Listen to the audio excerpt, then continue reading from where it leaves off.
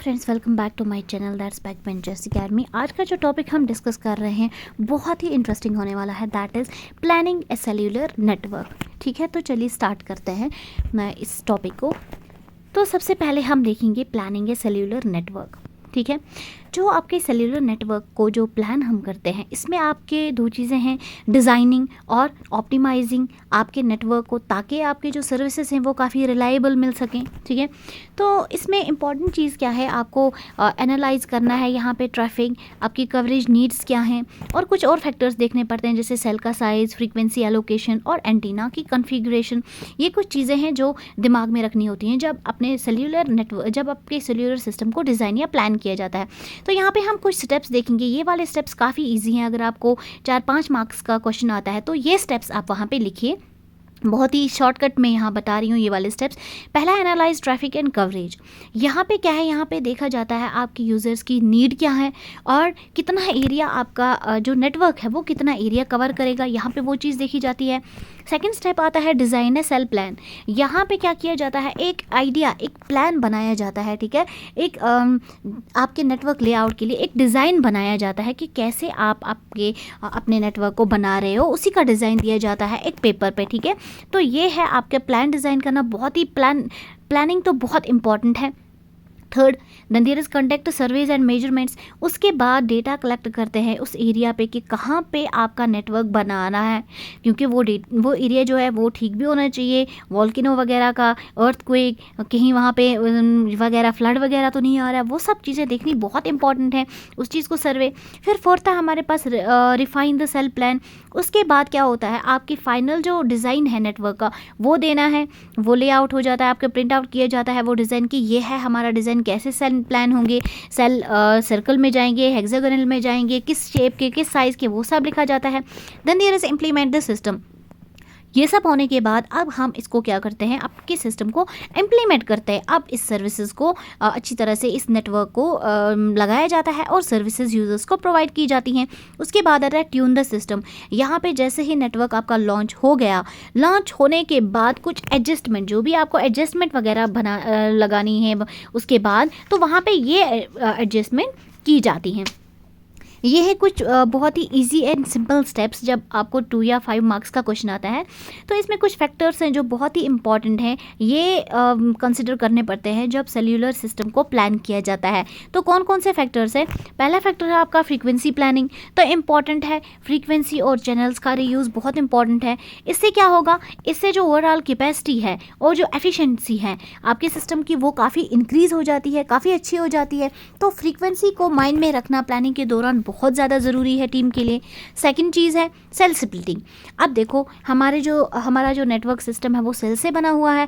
इस सेल्स को डिवाइड करना छोटे छोटे हिस्सों में, उसको हम सेल स्प्लिटिंग बोलते हैं। ऐसा क्यों होता है? सेल का साइज जितना छोटा हो जाएगा उतनी कैपेसिटी इंक्रीज़ होती है। ये है इसका सेकंड चीज़। थर्ड जो है आपका, दैट इज़ एंटीना कॉन्फ़िगरेशन। उसके बाद ये इंपॉर्टेंट भी पॉइंट दिमाग में रखना है कि आपके जो एंटीना है उसकी पोजीशन क्या होनी चाहिए, कैसे उसको पोजीशन करना है ताकि आपका जो सिग्नल है वो काफ़ी अच्छी तरह से यूज़र को आ जाए, कोई प्रॉब्लम ना हो, कोई नेटवर्क इशू ना हो। तो ये चीज़ें भी देखनी बहुत ज़्यादा ज़रूरी हैं। अब फोर्थ चीज़ क्या देखना है, that is your power control. देखो, जब हमारा नेटवर्क बन गया है तो उसमें डिफरेंट पार्ट्स हैं, आपके सेल्स हैं, बेस स्टेशंस हैं, ठीक है, बहुत पार्ट्स हैं। तो उसमें हर एक पार्ट को कितना पावर एलोकेट करना है, किस हिसाब से पावर देना है, तो वो पावर कंट्रोल बहुत ज़्यादा ज़रूरी है जब आपका सेल्यूलर सिस्टम को प्लान कर रहे हैं या बना रहे हैं। तो फिफ्थ वाली इंपॉर्टेंट चीज़ क्या है, इंटरफेरेंस मैनेजमेंट। तो यहाँ पे कुछ ऐसी स्ट्रेटजीज़ डेवलप करनी है ताकि जो आपके यूज़र्स के बिटवीन में इंटरफेरेंस है वो काफ़ी कम हो जाए। ठीक है, काफ़ी स्मूथली सिस्टम चलना चाहिए, कोई प्रॉब्लम नहीं होनी चाहिए यूज़र्स में। ये मैंने स्मॉल एक शॉर्ट में बोला, लेकिन अब अगर आपको क्वेश्चन आता है 10 मार्क्स का या 15 मार्क्स का, तो इसको कैसे लिखना है, यही सेम हम बोलेंगे प्लानिंग के कुछ स्टेप्स। अब यहाँ पर मैं आपको जो स्टेप्स बोलूँगी ये 9 स्टेप्स होंगे। ये काफ़ी ब्रीफली मैं एक्सप्लेन करूँगी एज़ कम्पेयर टू जो पुराने मैंने स्टेप्स किए, वो आपके 2-5 मार्क्स तक ठीक है, लेकिन अगर 10-15 मार्क्स का आता है क्वेश्चन तो वहाँ पे वो स्टेप्स नहीं चलेंगे। तो उसके लिए मैं इसको ब्रीफली एक्सप्लेन करती हूँ। 9 स्टेप्स हैं। अब देखिए कौन से 9 स्टेप्स हमें देखने हैं। सबसे पहला कवरेज, ये वही स्टेप्स हैं, बस उसको थोड़ा सा घुमा फिरा के अच्छी तरह से एक्सप्लेन किया है। कवरेज का मतलब है जियोग्राफिकल लोकेशन, जहाँ पे आप अपना वायरलेस जो आपको अपना नेटवर्क कहाँ पे लगाना है, that is called as your coverage. तो वो ऑर्गेनाइजेशन बड़ी भी हो सकती है, स्मॉल भी। अगर आपकी ऑर्गेनाइजेशन बड़ी है या डिस्ट्रीब्यूटेड अलग अलग लोकेशंस हैं तो काफ़ी कवरेज रिक्वायरमेंट्स काफ़ी ज़्यादा होगी। लेकिन अगर आपकी ऑर्गेनाइजेशन जो है वो काफ़ी स्मॉल है और लोकलाइज साइट्स हैं तो उस टाइम पे हमें उतनी ज़्यादा हेडेक और रिक्वायरमेंट्स नहीं होंगी।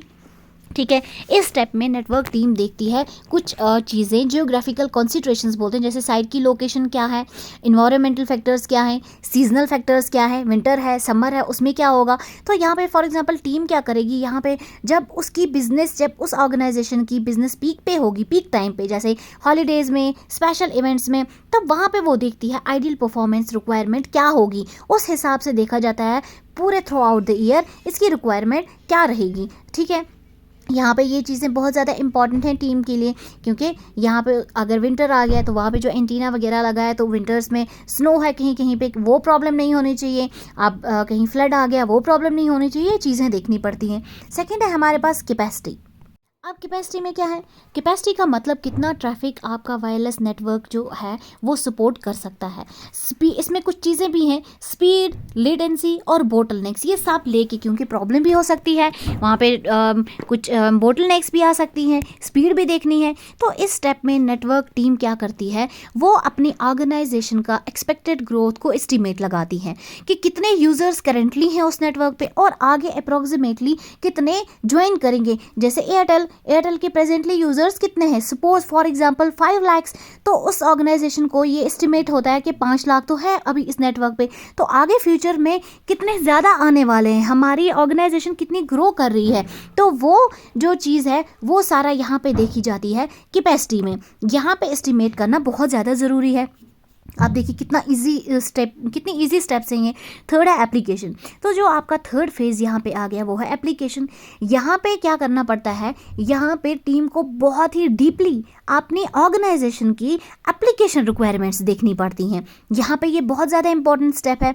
अब मतलब क्या कहने का मतलब क्या, नेटवर्क टीम यहाँ पे देखती है कि जो आपकी यहाँ पे नेटवर्क को जब डीपली देखती है वो देखती है कि बिजनेस प्रायोरिटीज़ क्या हैं, आपके मिशन क्रिटिकल एप्लीकेशंस क्या हैं, वर्क फ्लोज क्या है। यहाँ पे कुछ चीज़ें देखी जाती हैं, कुछ चीज़ों का उनको चाहिए ज़रूरी देखना कि क्या हमारी इस ऑर्गेनाइजेशन की ये एप्लीकेशन है, क्या ये परफेक्ट है या नहीं।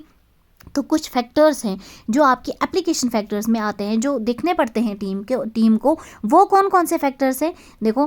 पहला फैक्टर, क्या आपकी एप्लीकेशन जो है, is the application hosted on premises or a cloud environment.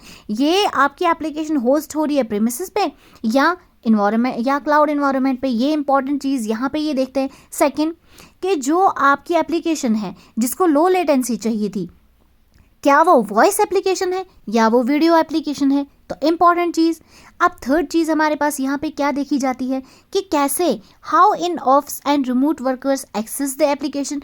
आपके रिमोट वर्कर्स और ऑफिस में इस एप्लीकेशन को एक्सेस कैसे किया जाता है, तो ये बहुत ज़्यादा इंपॉर्टेंट है यहाँ पे। फोर्थ स्टेप जो प्लानिंग में आता है, that is called as the security. ठीक है, देखो अब सिक्योरिटी रिक्वायरमेंट इश्यूज जो हैं ये बहुत ही ज़्यादा डिफ़िकल्ट होते हैं टू प्रेडिक्ट। क्यों डिफ़िकल्ट होते हैं, क्योंकि यहाँ पे वायरलेस नेटवर्क है तो बहुत ही मुश्किल हो जाता है। तो फिर भी टीम यहाँ पे कुछ ऐसे स्टेप्स लेती है, ऑर्गेनाइजेशन कुछ ऐसे स्टेप्स लेती है जिसकी वजह से सिक्योरिटी कुछ हद तक मिल जाती है। 100% तो कहीं पे भी सिस्टम सिक्योर नहीं होता है क्योंकि हैकर्स वहाँ प्रेजेंट होते हैं, लेकिन कहीं ना कहीं पे ये बहुत ज़्यादा करती है ट्राई। ये इस फेज़ में टीम देखती है सिक्योरिटी की फीचर्स को, जैसे वायरलेस इंट्रूशन प्रिवेंशन डिटेक्शन कैसे होगा, 2 फैक्टर ऑथेंटिकेशन देखती है, रोल बेस एक्सेस देखती है, फायरवॉल्स का यूज़ करती है। ये रोल बेस एक्सेस, फायरवॉल्स, ये सारे टॉपिक्स मैंने क्रिप्टोग्राफी प्लेलिस्ट में डिस्कस किए हैं। अगर वहाँ से आप देखोगे तो काफ़ी अच्छे से आपको समझ आ जाएगा और काफ़ी अच्छे और इंटरेस्टिंग टॉपिक्स हैं। अब सिक्योरिटी में कुछ स्टेप्स हैं जो ऑर्गेनाइजेशन देखती है। सबसे पहला क्या देखती है, यहाँ पे वो एक्सेस करती है वायरलेस सिक्योरिटी प्रोटोकॉल्स। कुछ प्रोटोकॉल्स होते हैं वो यहाँ पे यूज़ करती है। और क्या करेगी, यहाँ पे वाईफाई प्रोटेक्टेड एक्सेस के कुछ वर्जन है तो देखेगी सबसे अच्छा वर्जन कौन सा है, वो वाले वर्जन देखेगी। कौन से सिक्योर्ड हैं ज़्यादा, वो चीज़ें ज़्यादा यूज़ करेगी। सेकंड यहाँ पे कुछ रिगरस सिक्योरिटी की पॉलिसीज़ देखी जाती हैं। ताकि जैसे गेस्ट्स पे, एप्लीकेशंस पे, ऑथेंटिकेटेड यूज़र्स पे, ये सारी चीज़ें ज़रूरी हैं। अब थर्ड, यहाँ पे जो पासवर्ड्स क्रिएट होते हैं वो काफ़ी स्ट्रॉन्ग पासवर्ड्स होते हैं और मल्टी फैक्टर ऑथेंटिकेशन स्ट्रेटजीज देखी जाती हैं, तो ये ज़्यादा इंपॉर्टेंट है। इस वजह से आपकी जो नेटवर्क की सिक्योरिटी है वो काफ़ी हद तक अच्छी हो जाती है। फोर्थ, वहाँ पे क्या करती है ऑर्गेनाइजेशन, वो एक एपी सॉफ्टवेयर अपडेट को रन करती है, बार बार अपडेट करती है हर चीज़ को, जिसकी वजह से कोई भी प्रॉब्लम हो टैकल कर लेती है उसको। फिफ्थ था आपका सिंपलिसिटी। अब जो fifth phase wireless network planning में है वो है सिंपलिसिटी, ठीक है, क्योंकि सिंपलिसिटी, जितना आपका सिस्टम सिंपल होगा उतना मैनेज करना इजी हो जाएगा, जितना सिस्टम आपका कॉम्प्लेक्स होगा उतना मैनेज करना डिफ़िकल्ट है। देखो कैसे, फॉर एग्जांपल हमने कोई भी नेटवर्क वहाँ पे बनाया है, अब आपके नेटवर्क में कोई प्रॉब्लम आ जाती है, कोई ट्रबल शूट की प्रॉब्लम आती है, तो उस टाइम पे टीम जाएगी और टीम को, अगर सिस्टम आपका कॉम्प्लेक्स था तो टीम को बहुत सारा टाइम, बहुत सारे एफर्ट्स, बहुत सारे मनी वेस्ट करने पड़ेंगे देखने के लिए कि ट्रबल शूट कहाँ पे हुई है, प्रॉब्लम कहाँ पे हुई है।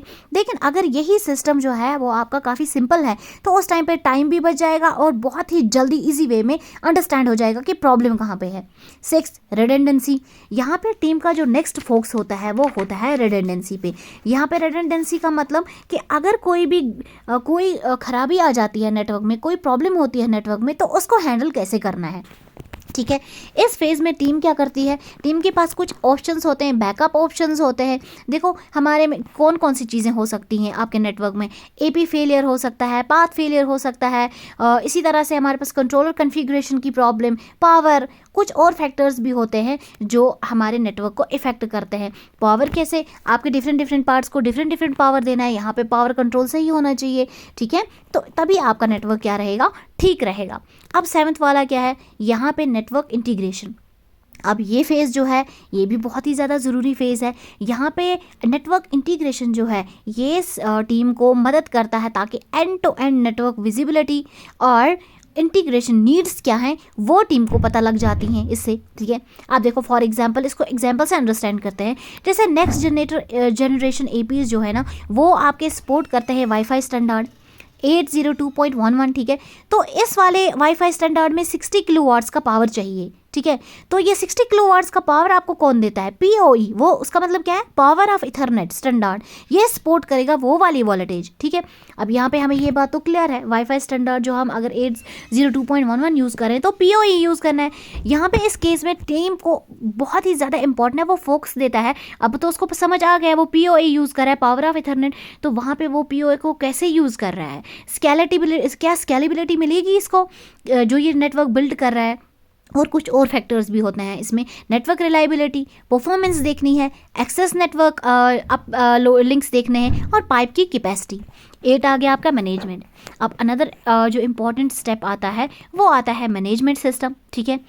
यहाँ पे क्या होता है, यहाँ पे आपकी टीम जो है वो कुछ चीज़ें जो मैनेजमेंट जो पार्ट है, यहाँ पे डिफरेंट नेटवर्क के कंपोनेंट्स को देखा जाता है, हैंडल किया जाता है, जैसे एपी, स्विचेस, सॉफ्टवेयर जो आपके वैन मैनेजमेंट में है, ये सारी चीज़ें, स्विच वगैरह, इन सारी सिस्टम को कौन देखता है, मैनेजमेंट डिपार्टमेंट, ठीक है। तो ये टाइप ऑफ मैनेजमेंट जो है, कौन सी टाइप ऑफ मैनेजमेंट आपको चाहिए वो डिपेंड करता है साइज ऑफ ऑर्गेनाइजेशन, ठीक है। क्योंकि मैंने पहले ही बोला कुछ ऑर्गेनाइजेशंस बड़ी होंगी, कुछ ऑर्गेनाइजेशंस छोटी होंगी। तो अगर ऑर्गेनाइजेशन आपकी स्मॉलर है तो वो छोटे छोटे एपी क्लस्टर्स लगाएगी जिसमें आपकी मैनेजमेंट काफ़ी लो होगी, ओवरहेड्स भी काफ़ी कम होंगे। लेकिन अगर ऑर्गेनाइजेशन बड़ी थी तो उस टाइम पे जो मेथड ऑफ मैनेजमेंट यूज़ करते हैं वो हम करते हैं क्लाउड बेस्ड मैनेजमेंट, तभी बेटर स्केलेबिलिटी मिलेगी और काफ़ी अच्छी रिडंडेंसी मिलेगी। तो ये डिपेंड करता है मेथड कौन सा चूज़ कर रहे हो, ये डिपेंड करेगा on the size of your organisation. यहाँ तक clear. 9th point, that is site survey. अब हमारे पास 9th वाला जो स्टेप प्लानिंग में आता है that is site survey. Site survey जो होती है वो 3 किस्म की होती है यहाँ पे, predictive, passive and active inspections, ये 3 तरह की। पहले प्रेडिक्टिव सर्वे तब की जाती है जब अभी तक आपका डिज़ाइन नहीं हुआ है, ये किया जाता है डिज़ाइन से पहले ही कि क्या आपकी लोकेशन ठीक है। Then there is active site तब देखी जाती है जब फुल ऑपरेशन में नेटवर्क है, वहाँ देखा जाता है क्या ये काम सही कर रहा है। Then there is passive site survey, यहाँ पे टीम जो है वो इन्फॉर्मेशन कलेक्ट करती है about a site after they install your equipments. तो ये था आज का टॉपिक, बहुत ही ईजी और इंटरेस्टिंग वे में मैंने समझाया है आपको। फिर भी अगर आपको कोई भी प्रॉब्लम है, कोई भी कहीं पे भी कन्फ्यूजन आप इनबॉक्स आप सॉरी आप कर सकते हैं कमेंट। अगर नए हैं मेरे चैनल पे, kindly like share subscribe. Thank you so much for watching.